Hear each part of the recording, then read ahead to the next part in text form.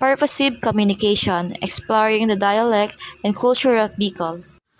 This presentation explores the Bicol region in the Philippines, focusing on its unique dialect, rich culture, and communication in conflict resolution. Bicol is renowned for its culture, distinct dialect, and stunning landscape. This presentation delves into the Bicol dialect, cultural traditions, and how communication plays a vital role in conflict resolution in this vibrant region. So, bali maray na banggi. Ako pala si Felicissimo Barrion. Meaning ng maray na banggi, meaning good evening. Kung sa Tagalog, magandang gabi.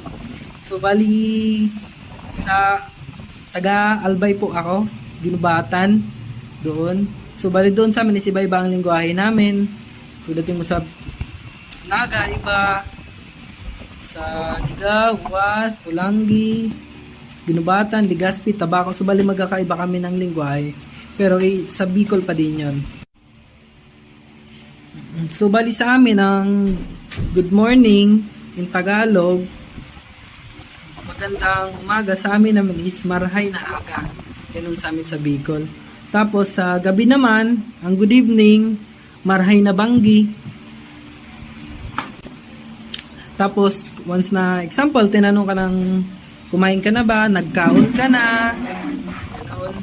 Tapos meron din yung so bali sa culture, traditions, and festival, meron din kaming mga example, yung culture, yung Magayon Festival.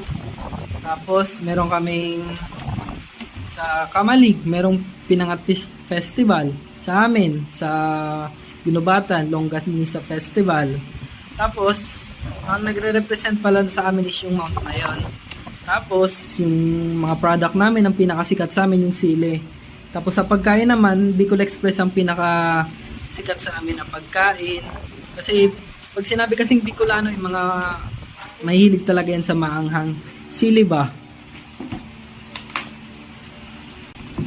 Tapos, mahilig din kami, pag sinabing Bicol, mahilig kami sa gata. Kasi, sa Bicol talaga ang madami kang makikitang mga nyog. Tapos, mura nga ang nyog doon eh. Minsan, mamumulot ka na lang sa buntok eh. Sa'yo na. Pero, wag ka papakita sa may-ari.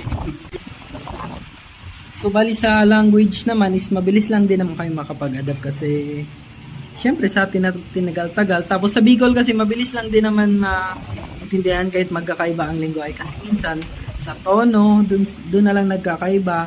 Tapos yung tinatawag naman na Bisakol is yung part lang naman yun ng Sorsogon. Yung sa pinakadulo kasi yung sa pinakadulo kasi ng Sorsogon, example yung Matnog is malapit na kasi yun sa Visayas. Kaya yung nagiging lingwahe doon, Bisakol. Sa communication naman, sa school tinuturo yung English, Tagalog, kaya medyo hindi din kami nahihirapan pagdating sa pagkakaintindihan. Kaya kahit saan kami ilagay na lugar sa Bicol, is minsan nagtatagalog talaga kami kasi yun ang pinakamabilis. Historical context of Bicol. Bicol is a region in the Philippines known for its rich history. It was influenced by various cultures, including Spanish colonialism. Bicol cuisine is renowned for its use of chili peppers and coconut milk. Bicolanos have a strong cultural identity, often expressed through festivals like the Peña Francia Festival. Ilagyan nila ng konting tela. Iba't iba ang size, so pwede kang mamili. Iba-iba din ang design.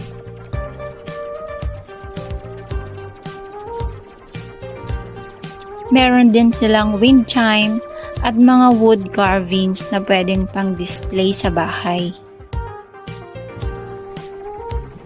Meron pa silang sleeping Jesus. Kulay para yun yung magre-reflect sa kulay ng ilaw. Ito naman gawa sa abaka, iba't ibang klase din yung products na nagawa nila. Merong cup holder, organizer, laundry basket. Meron pang mga iba't ibang design na gawa sa clay. Balik tayo sa products na gawa sa baon ng niyog. Pwede palang candle holder at kitchen utensils. Pag ito siguro yung gamit nyo sa kusina, mapapadami ka ng kain lagi. Hindi lang yan, may pa-chandelier pa. Gawa sa bao lahat yan. Siyempre gumamit din sila ng metal para mabuo yung item. Pero yung main material nila is bao ng niyog.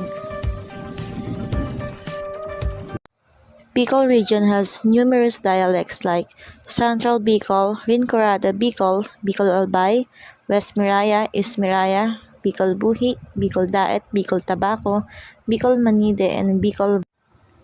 How do the Bicolanos resolve conflicts or barriers in communication? Bicolanos use Bicol, English, Bisaya, Tagalog, code switching, mediation, nonverbal cues, patience, and adaptation to resolve language barriers within Bicolano dialects. Thank you for listening, and I hope this presentation helped you understand the power of purposive communication. This presentation made by me, Jeremy K. T. Pineda.